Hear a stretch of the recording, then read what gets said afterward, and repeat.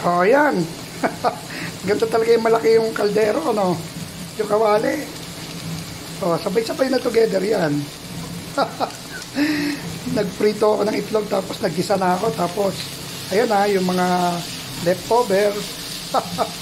Sige na nga, sama-sama na yan. Nagisa na naman yung bawang sa sibuyas. Ay, sarap. Oh, konting gisa pa. Tapos lalagay ko na yung rice, leftover rice. Oh, ayan, nakalagay na. Saka natin haluin yan. Oh. Sabi ni Andy raw siya kakain ng kain. Pag nakita to, kakain nun. Kaya hindi ito mga payat-payat eh. Okay.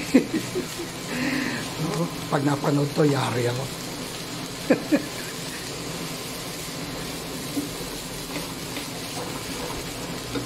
Okay, luluto ko lang yan. Ito ng scallion sa repolyo. Para may gulay-gulay, ano? Mahirap yung walang gulay sa katawan. Kailangan natin yan.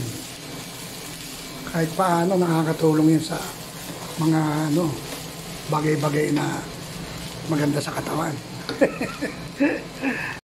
Luto na! Nakakalimutan ko. Sa kawali, luto na yung panghuli. Siyempre, may sugat pati sa sibuyas ang sansawan. Yung kay Edwin, yung isa yun. Sa aming panggabing guard. Okay, thank you for watching. I love you all. Bye-bye. Uy, sino?